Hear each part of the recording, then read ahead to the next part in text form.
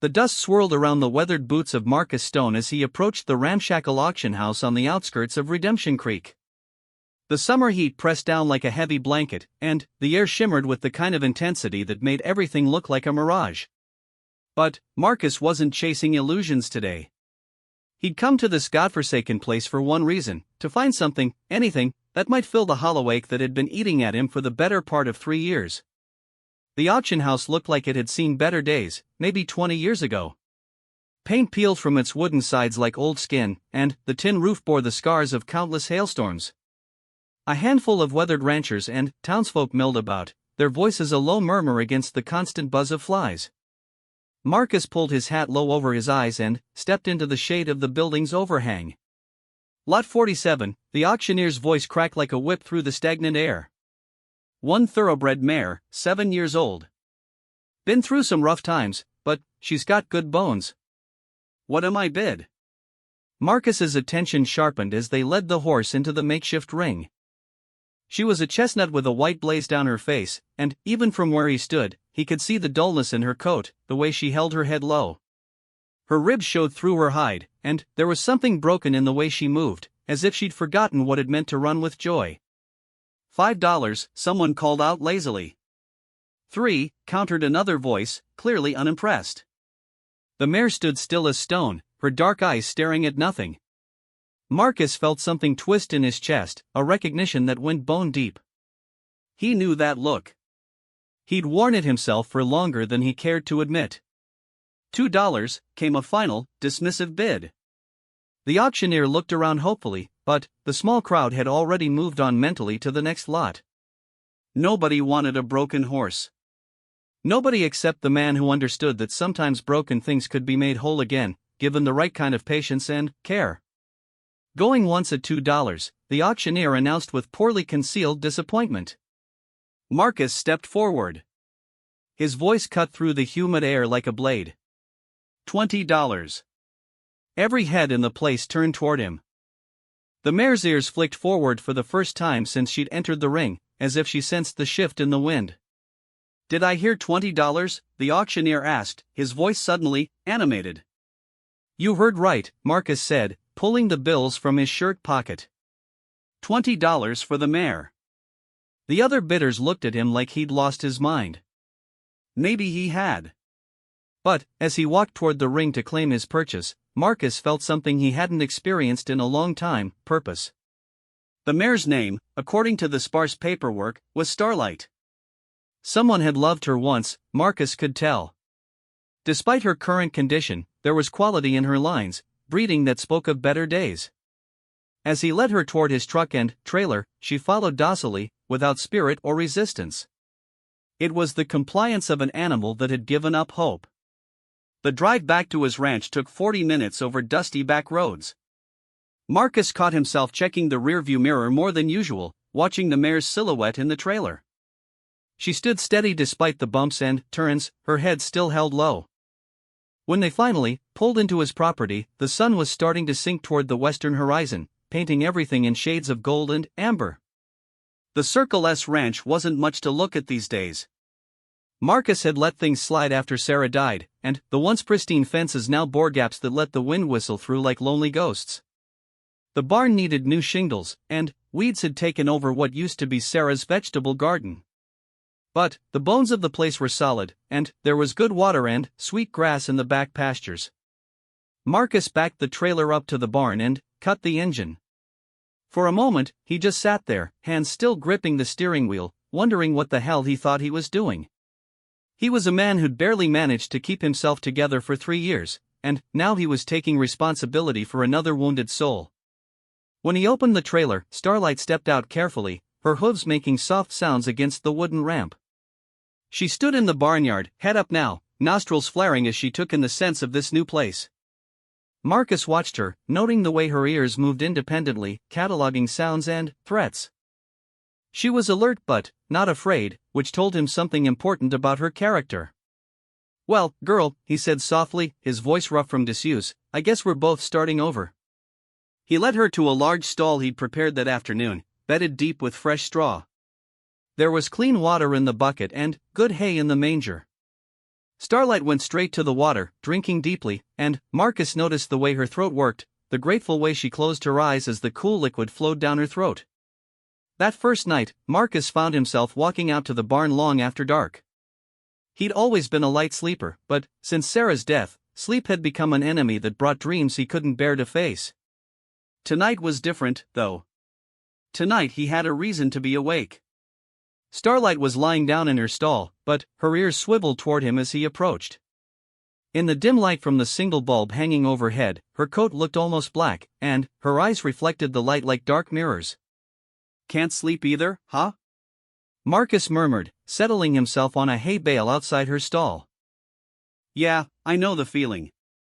He stayed there for over an hour, just listening to her breathe, to the small sounds she made as she shifted in the straw. It was the first time in 3 years that Marcus had felt truly peaceful, sitting in the presence of another living creature who understood what it meant to carry pain. The next morning brought the real work. Marcus had been around horses all his life, but Starlight presented challenges he'd never faced before. She wasn't hostile or dangerous, but she was profoundly withdrawn. When he entered her stall, she would move away from him, not in fear but with a kind of resigned acceptance that somehow hurt worse than aggression would have. He started slowly, simply being present in her space without making demands. He'd sit on an overturned bucket while she ate, talking to her in the low, steady voice that had once calmed spooked cattle during late-night storms. He told her about the ranch, about the good grass in the back 40, about the creek that ran sweet and cold even in the hottest part of summer. After a week of this routine, Starlight began to acknowledge his presence with something approaching interest. Her ears would flick toward him when he spoke, and once, just once, she stepped closer to investigate the scent of his coffee. "That's Maxwell House," Marcus told her seriously. "Sarah always said it was swill, but it's what my daddy drank, and his daddy before him. Some traditions are worth keeping, even the questionable ones." It was the first time he'd spoken Sarah's name aloud in months, and saying it felt like lancing a wound.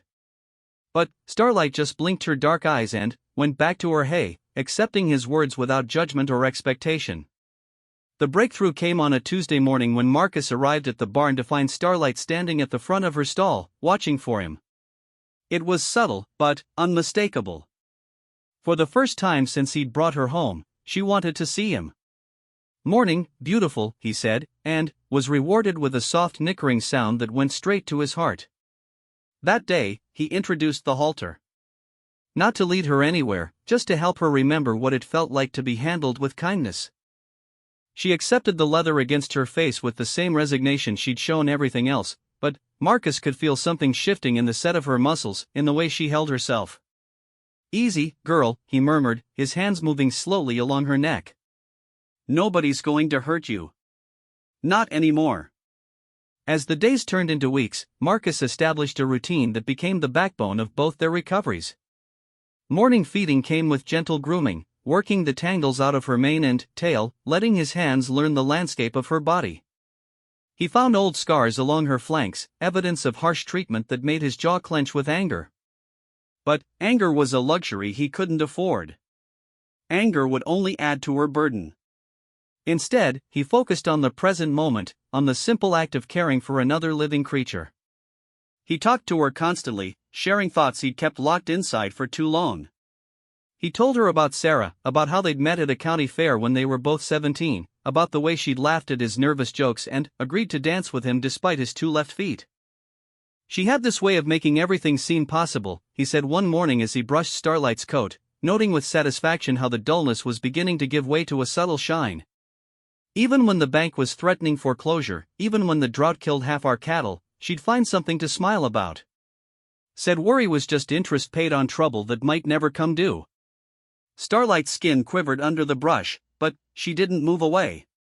Progress. The physical transformation was gradual but unmistakable.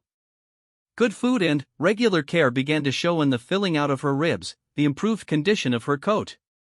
But it was the change in her eyes that Marcus treasured most. The dullness was lifting, replaced by something that looked almost like curiosity. One morning in early September, as the first hints of autumn touched the air, Marcus made a decision that surprised him.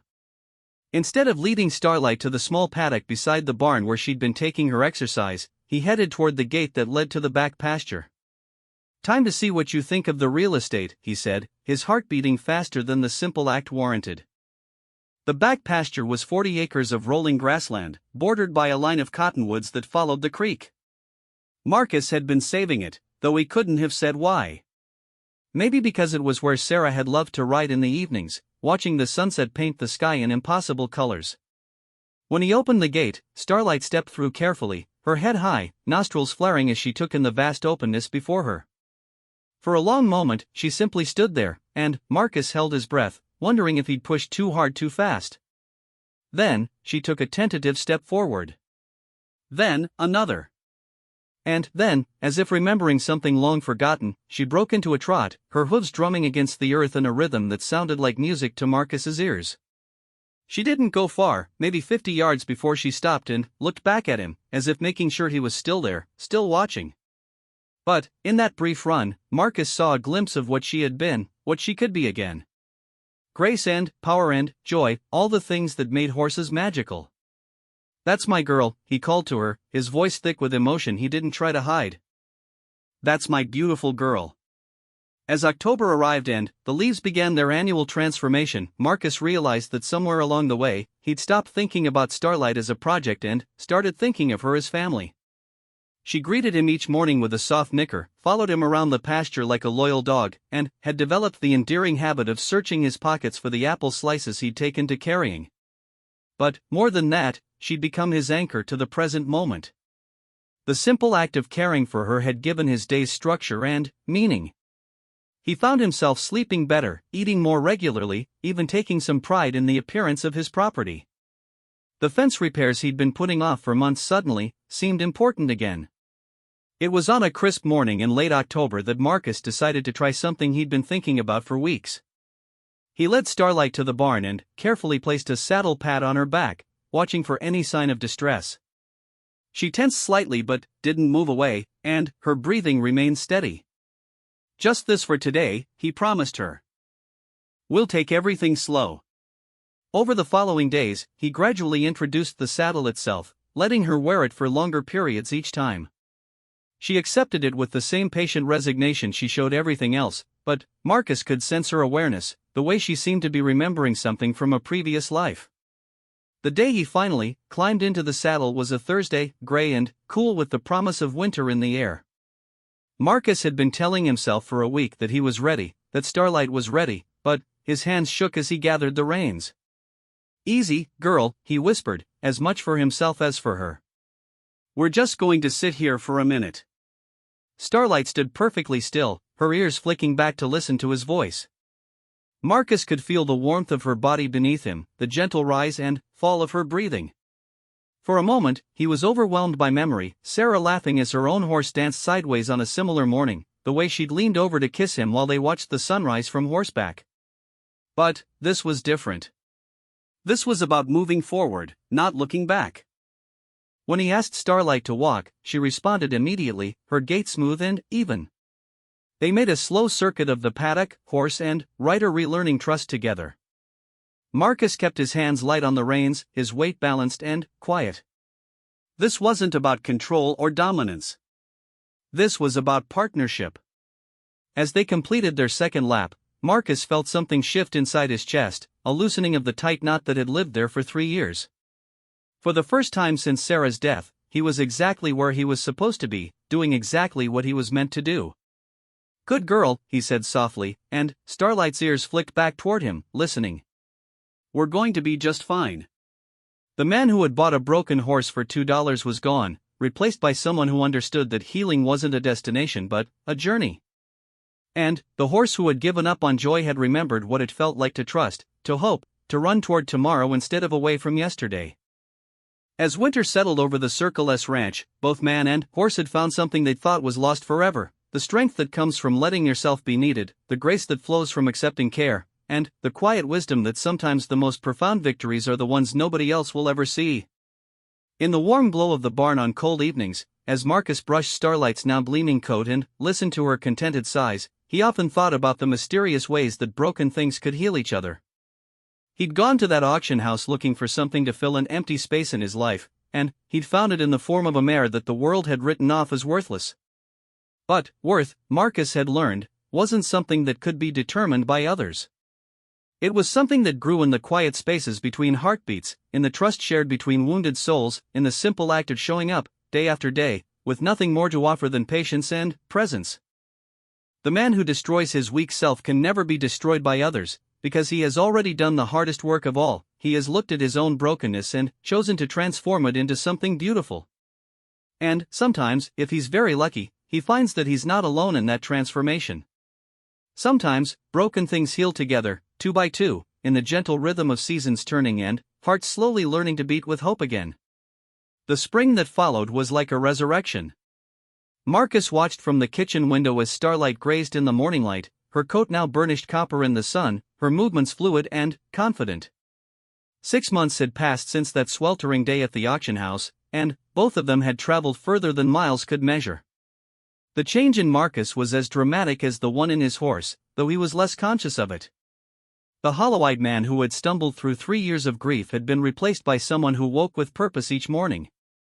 His shoulders had straightened, his step had quickened, and, for the first time since Sarah's funeral, his neighbors had begun to see him smile. It started small, these signs of renewal.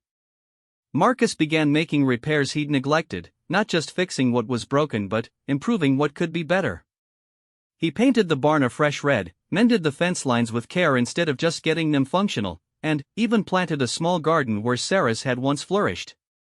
Not to replace what he'd lost, but to honor it by continuing to tend life in the places she had loved. Starlight had become his constant companion in these endeavors.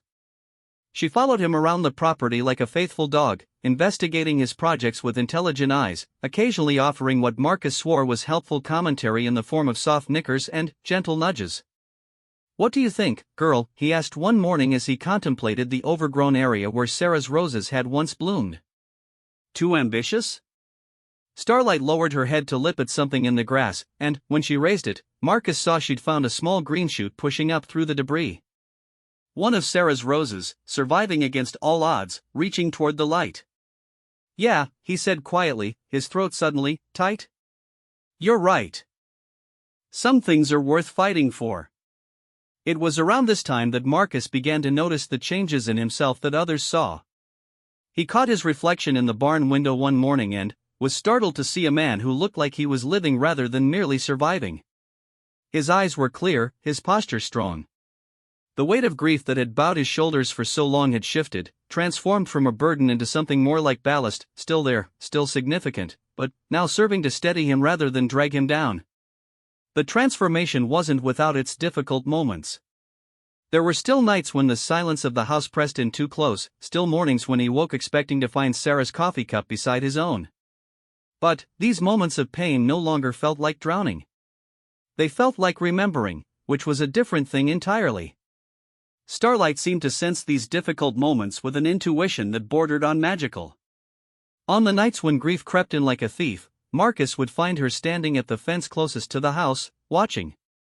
As if she were standing guard over his healing, ready to offer the quiet comfort of her presence if he needed it. One such night in early April, Marcus couldn't sleep despite his exhaustion from a long day of fence repair.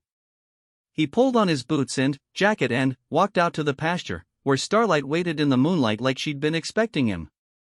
"Can't turn it off tonight," he said, settling against the fence post beside her. "You know those nights." She stepped closer, her warm breath visible in the cool air, and rested her muzzle against his shoulder. They stood like that for a long time, man and horse finding comfort in shared silence, in the simple fact of not being alone with their respective shadows. "I used to think healing meant forgetting," Marcus said eventually. "Like Sarah never existed, like losing her was just something to get over." "But that's not it, is it?" Starlight's ears flicked toward him, listening. "Healing means learning to carry the love along with the loss. Learning to let the good memories be stronger than the hurt ones." He stroked her neck, feeling the solid warmth of her beneath his palm. "You taught me that, you know. Just by showing me that broken doesn't have to mean worthless." By the time Marcus returned to the house that night, he felt lighter somehow, as if speaking the truth aloud had given him permission to believe it. As spring deepened into summer, Marcus made a decision that surprised him. He entered Starlight in the county fair's pleasure horse competition. Not because he thought they could win, but because he wanted to show the world what a $2 horse could become when she was loved properly. The fair was in July, held in the same dusty grounds where he'd first met Sarah 35 years before. Walking into the arena with Starlight, Marcus felt the curious gazes of other competitors and spectators. He was the local widower with the rescue horse, a story that preceded them wherever they went. But, as they completed their pattern, simple walk, trot, and canter movements that showcased Starlight's grace and responsiveness, Marcus felt only pride. Pride in her courage, in their partnership, in the long journey they'd traveled together. They didn't win. They placed third out of 8, which Marcus considered a victory beyond measure. But the real prize came afterward, when a young girl approached them as they cooled down outside the arena. "Mister," she said shyly, "is it true you saved her from the auction?" Marcus looked down at the child, maybe 10 years old, with earnest brown eyes and grass stains on her jeans. "We saved each other," he said simply. The girl nodded as if this made perfect sense. "My dad says broken horses aren't worth fixing. Says they'll always be damaged goods." "Your dad's wrong," Marcus said gently. "Broken just means something bad happened. It doesn't mean something good can't happen next." That conversation stayed with Marcus long after the fair ended. It crystallized something he'd been thinking about for months, a truth that had grown quietly in his heart alongside his love for Starlight. The man who destroys his weak self can never be destroyed by others, not because he becomes invulnerable, but because he learns that strength isn't about being unbreakable. True strength comes from accepting that you can be broken and choosing to heal anyway. It comes from understanding that your worth isn't determined by your damage, but by your willingness to keep growing despite it. Marcus had been that weak man once, the one who let loss define him, who measured his days by what he'd lost rather than what he might yet gain. Starlight had been that broken horse, written off by a world that saw only her scars and not her spirit. But, together, they'd proven that healing was possible, that love could triumph over loss, that sometimes the most beautiful transformations happen slowly, quietly, in the space between one heartbeat and the next. The third year of their partnership brought changes that neither Marcus nor Starlight could have anticipated. Word of their story had spread through the valley's close-knit community, carried by the kind of gossip network that thrives in small towns. But this was good gossip, the kind that makes people smile and remember why they believe in second chances. It started with phone calls. A rancher from the next county had a horse that had been through trauma, a barn fire that had left the animal skittish and unrideable. Could Marcus take a look? Then came a call from a woman whose teenage daughter's beloved mare had become aggressive after a bad experience with an inexperienced trainer. Word spread that Marcus Stone had a gift for healing broken horses, and, while he was initially reluctant to take on the responsibility, he found he couldn't turn away from animals that needed help. Starlight, it turned out, was the perfect partner for this unexpected calling. She seemed to possess an innate understanding of traumatized horses, approaching them with a gentle authority that commanded respect without provoking fear. Marcus watched in amazement as she worked her quiet magic, standing near nervous horses until they relaxed, nickering soft encouragement to the ones who trembled at shadows. "She's teaching them," Marcus told Doc Williams, the local veterinarian who'd become a friend as well as a professional advisor. "Showing them that humans can be trusted again." Doc nodded thoughtfully, watching Starlight work with a 3-year-old gelding who'd been considered dangerous just weeks before. "She's teaching you too, isn't she? About how healing really works." Marcus considered this as he watched Starlight approach the young horse with infinite patience, never rushing, never demanding more than he was ready to give. "Yeah," he said quietly. "I guess she is." The Circle S ranch began to transform in ways that reflected its new purpose. Marcus built additional paddocks and shelters, not because he planned to become a business, but because word kept spreading and horses kept arriving. He never charged full price for his work, understanding that most of the people who sought him out were dealing with their own kinds of desperation. But, somehow, there was always enough money to keep feed in the bins and the veterinarian bills paid. More importantly, the work was healing something in Marcus that he hadn't even realized still needed mending. Each horse that learned to trust again was a small victory against the darkness that had once consumed him. Each successful rehabilitation was proof that broken things could indeed be made whole. One morning in early November, as Marcus was working with a mare that had been rescued from a neglect situation, he looked up to see a familiar figure standing at the fence. It was Jenny Morrison, Sarah's best friend, watching him with an expression he couldn't quite read. "Heard you'd become the horse whisperer," she said when he walked over to greet her. "Just doing what needs doing," Marcus replied, suddenly self-conscious. Jenny had been avoiding him since Sarah's death, and he'd never been sure if it was grief or judgment that kept her away. "She'd be proud, you know," Jenny said quietly. "Sarah always said you had more heart than you knew what to do with." The words hit Marcus like a physical blow, but not the painful kind. More like the settling of something that had been out of place for too long. "I lost myself for a while," he admitted. "Took a horse from the auction to help me find my way back." Jenny smiled, the first real smile he'd seen from her in years. "That sounds exactly like something Sarah would have orchestrated if she could have. She always believed in fixing things instead of throwing them away."